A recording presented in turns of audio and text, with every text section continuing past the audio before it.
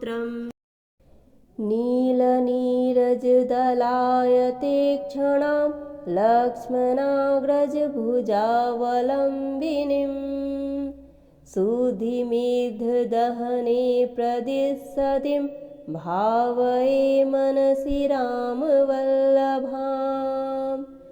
रामपादविनिवेशिते क्षणामं कान्तिपरिभूतहाटकाम् ताटकारिपुरुषोक्तिविकल्लवां भावये मनसि रामवल्लभाम् कुन्तलाकुलकपोलमाननं राहुवक्रगसुधाकरधुतिं वाससापिदधतिं हियाकुलां भावये मनसि रामवल्लभाम् कायवाङ्गनसगं यदि व्यधां स्वप्नजागृतिषु राघवेत्तरं तदहाङ्गमिति पावकं यति भावये मनसि रामवल्लभाम् इन्द्ररुद्रधनदाम्बुपालकैः सद्विमानगणमास्थितैर्दिर्भिः पुष्पवर्षमनुसंस्तुताङ्गः किं भावये मनसि रामवल्लभाम् सञ्चयोर्द्विविशदां विमानगौर्विस्मया कुलमनोभिवीक्षितां तेजसापिदधतिं सदा दिशो भावये मनसि रामवल्लभाम् नीलनीरजदलायते क्षणां लक्ष्मणाग्रजभुजावलम्बिनीं सुधिमेधदहने प्रदिशतीं भावये मनसि रामवल्लभाम् रामपादविनिवेशिते क्षणामं कान्तिपरिभूतहाटकाम् ताटकारिपुरुषोक्तिविकल्लवां भावये मनसि रामवल्लभाम् कुन्तलाकुलकपोलमाननं राहुवक्रगसुधाकरधुतिं वाससापिदधतिं हियाकुलां भावये मनसि रामवल्लभाम् कायवाङ्गनसगं यदि व्यधां स्वप्नजागृतिषु राघवेत्तरं तदहाङ्गमिति पावकं यति भावये मनसि रामवल्लभाम् इन्द्ररुद्रधनदाम्बुपालकैः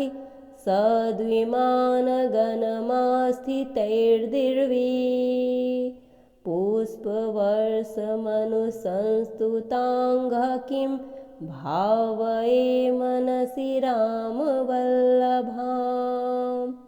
सञ्चयोर्द्विविशदां विमानगौर्विस्मया कुलमनोभिवीक्षितां तेजसापिदधतिं सदा दिशो भावये मनसि रामवल्लभाम् नीलनीरजदलायते क्षणां लक्ष्मणाग्रजभुजावलम्बिनीं सुधिमेधदहने प्रदिशतीं भावये मनसि रामवल्लभाम् रामपादविनिवेशिते क्षणामं कान्तिपरिभूतहाटकाम् ताटकारिपुरुषोक्तिविकल्लवां भावये मनसि रामवल्लभाम् कुन्तलाकुलकपोलमाननं राहुवक्रग सुधाकरधुतिं वाससापिदधतिं हियाकुलां भावये मनसि रामवल्लभाम् कायवाङ्गनसगं यदि व्यधां स्वप्नजागृतिषु राघवेत्तरम् तदहाङ्गमिति पावकं यति भावये मनसि रामवल्लभाम् इन्द्ररुद्रधनदाम्बुपालकैः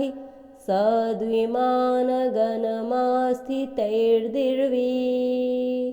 पुष्पवर्षमनुसंस्तुताङ्घ्ः किं भावये मनसि रामवल्लभाम् सञ्चयोर्द्विविशदां विमानगौर्विस्मया कुलमनोभिवीक्षितां तेजसापिदधतिं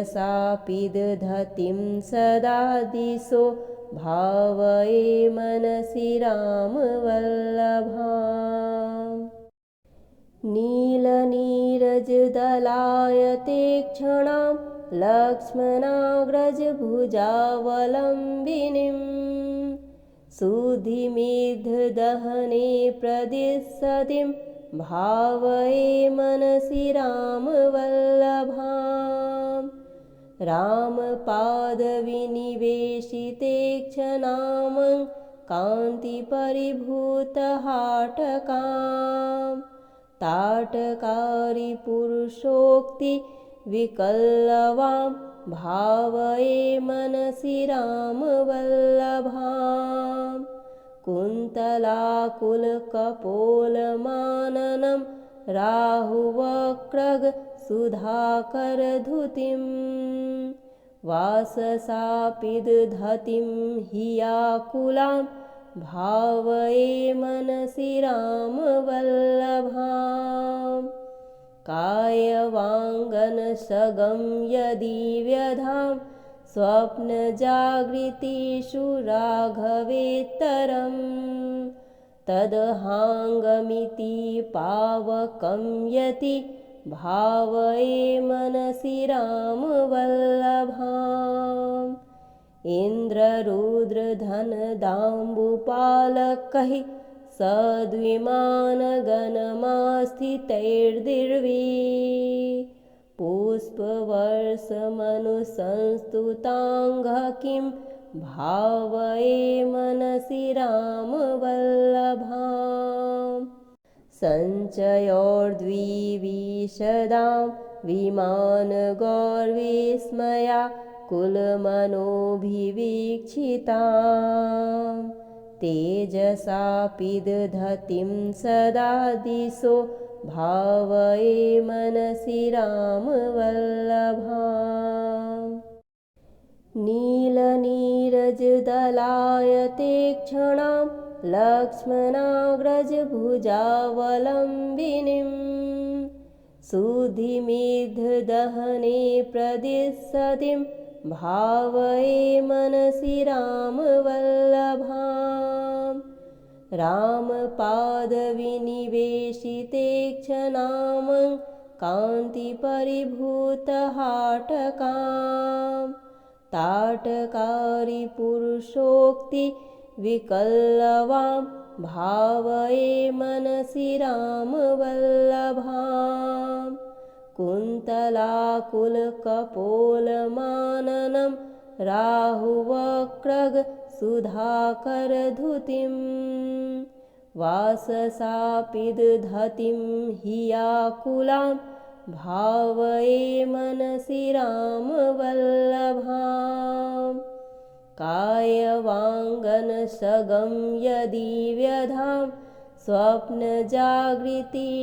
राघवेत्तरम् तदहाङ्गमिति पावकं यति भावये मनसि रामवल्लभाम् इन्द्ररुद्रधनदाम्बुपालकैः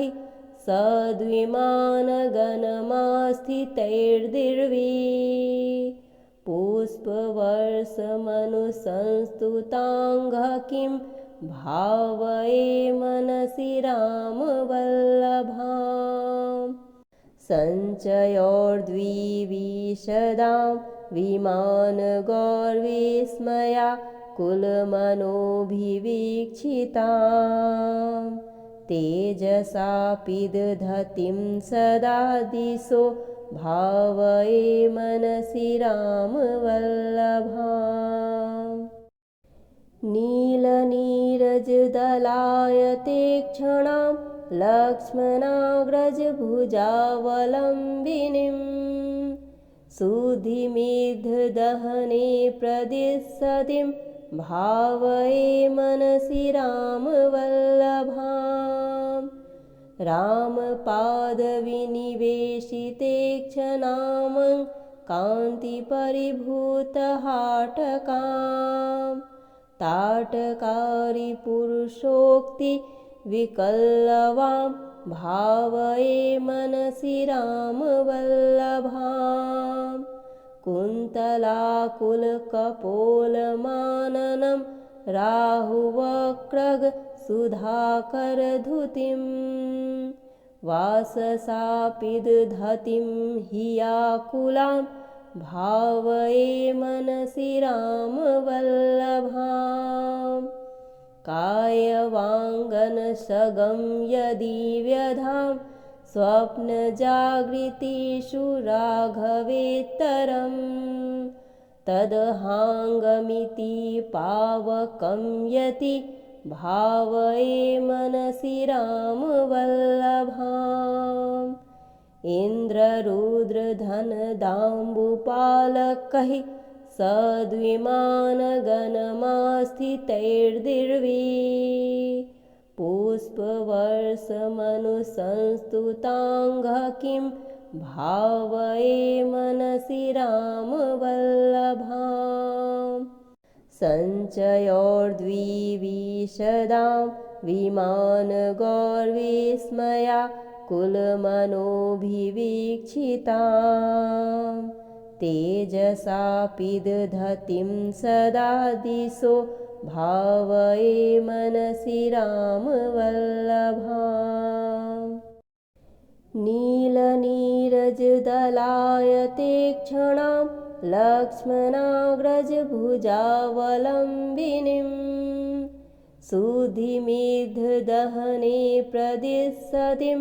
भावये मनसि रामवल्लभाम्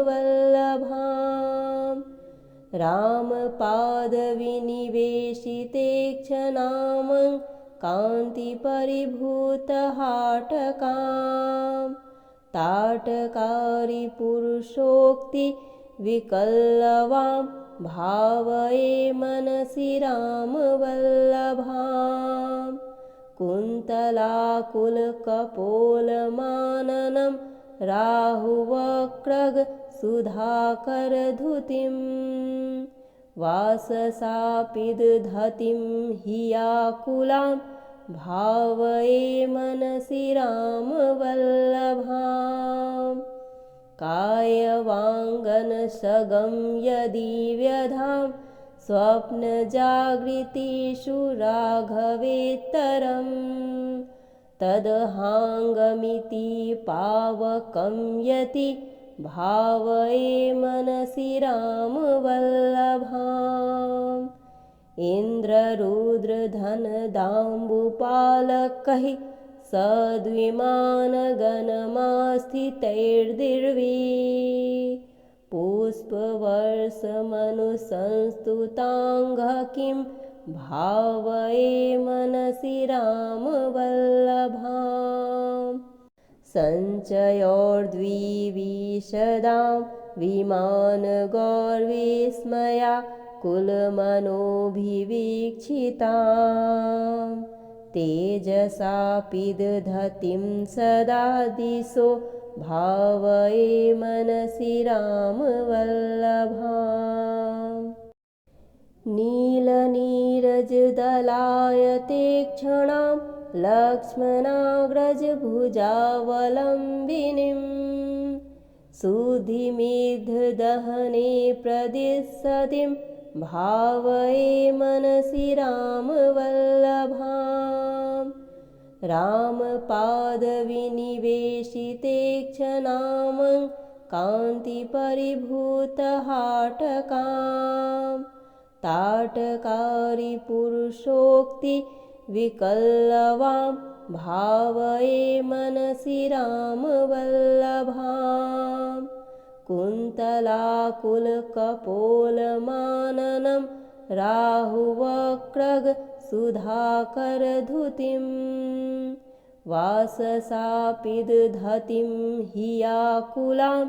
भावये मनसि रामवल्लभाम् कायवाङ्गनसगं यदि व्यधां स्वप्नजागृतिषु राघवेत्तरं तदहाङ्गमिति पावकं यति भावये मनसि रामवल्लभाम् इन्द्ररुद्रधनदाम्बुपालकैः सद्विमानगणमास्थितैर्दिर्वी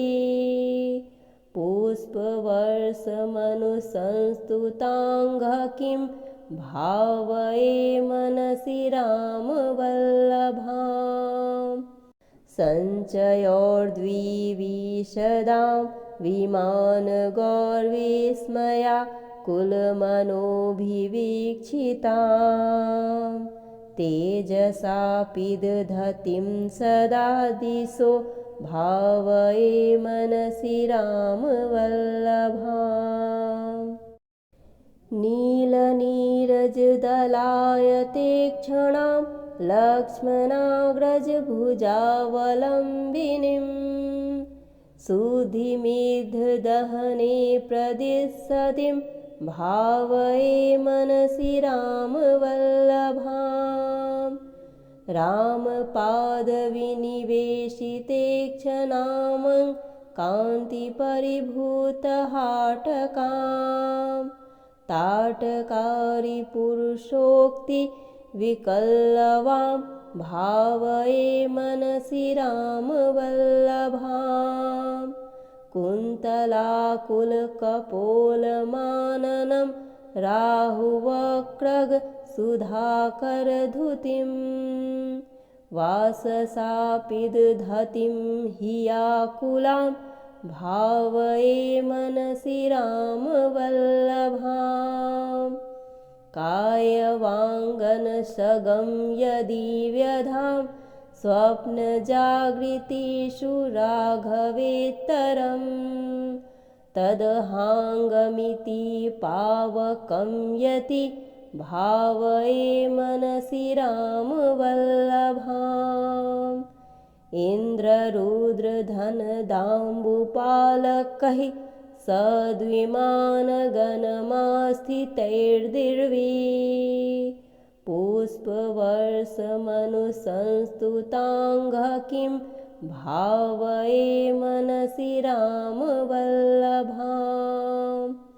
सञ्चयोर्द्विविशदां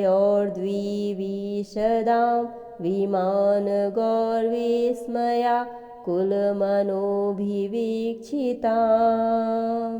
तेजसापिदधतिं सदा दिशो भावये मनसि रामवल्लभाम् नीलनीरजदलायते क्षणां लक्ष्मणाग्रजभुजावलम्बिनीं सुधिमिद्धदहने प्रदिशतीं भावये मनसि रामवल्लभाम् रामपादविनिवेशिते क्षणामं कान्तिपरिभूतहाटकाम् ताटकारिपुरुषोक्तिविकल्लवां भावये मनसि रामवल्लभाम् कुन्तलाकुलकपोलमाननं राहुवक्रगसुधाकरधुतिं वाससापिदधतिं हियाकुलां भावये मनसि रामवल्लभाम् कायवाङ्गनसगं यदि व्यधां स्वप्नजागृतिषु राघवेत्तरम् तदहाङ्गमिति पावकं यति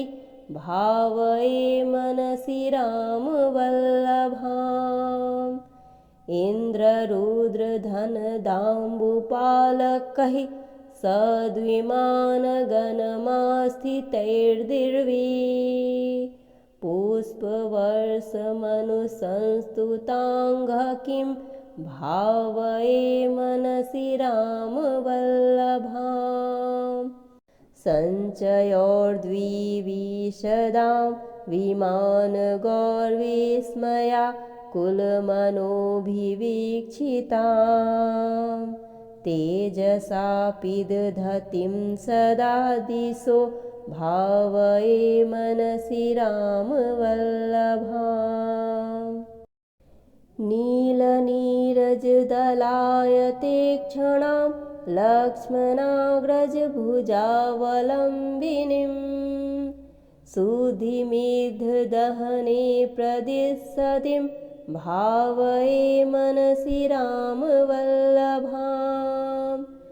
रामपादविनिवेशिते क्षणामं कान्तिपरिभूतहाटकां ताटकारिपुरुषोक्तिविकल्लवां भावये मनसि रामवल्लभाम् कुन्तलाकुलकपोलमाननं राहुवक्रगसुधाकरधुतिं वाससापिदधतीं हियाकुलां भावये मनसि रामवल्लभाम् कायवाङ्गनसगं यदि व्यधां स्वप्नजागृतिषु राघवेत्तरम् तदहाङ्गमिति पावकं यति भावये मनसि रामवल्लभाम् इन्द्ररुद्रधनदाम्बुपालकैः सद्विमानगणमास्थितैर्दिर्वी पुष्पवर्षमनुसंस्तुताङ्घ्ः किं भावये मनसि रामवल्लभाम् सञ्चयोर्द्विविशदां विमानगौर्विस्मया कुलमनोभिवीक्षितां तेजसा पिदधतीं सदा दिशो भावये मनसि रामवल्लभाम् इति जानकीस्तोत्रं सम्पूर्णम्।